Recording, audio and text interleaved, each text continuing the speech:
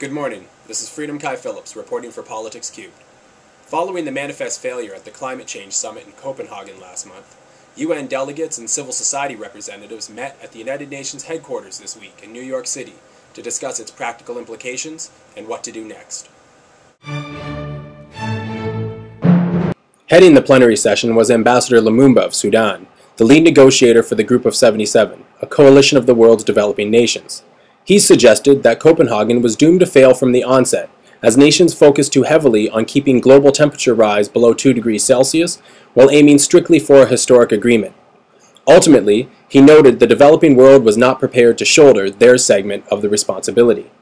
It must be stressed, having Sudan be the voice of the developing world is a little dubious, considering they have received protection from China in the Security Council over the issue of Darfur, and climate change is a policy point their benefactors would rather drag their feet on.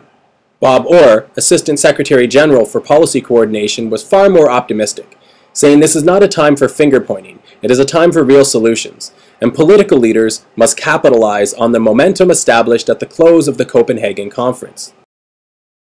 The representative from India emphasized the need to find a collective strategy to address this mutual threat, and concerns must focus on those most susceptible and least able to cope with the pitfalls of climate change. The representative from the European Union reaffirmed the EU's commitment to a 20% reduction in greenhouse gas emissions by 2020, and said they were open to a 30% reduction if support from their global partners, the US especially, was forthcoming. He said, frankly, we need global targets so we can deal with burden sharing, as we cannot fail another time in Mexico. The world hoped that its leaders came to Copenhagen to pursue cooperation, commitments, and consensus on climate change. The agreement that was reached was unfortunately unambitious. What world leaders are now looking to do is to secure commitments from developed countries who are prepared to put forward meaningful reductions with a review mechanism to ensure compliance, and to assist developing countries with mitigation and adaptation efforts and technology transfer to make their burden more manageable. This is Freedom Kai Phillips, reporting for Politics Cubed.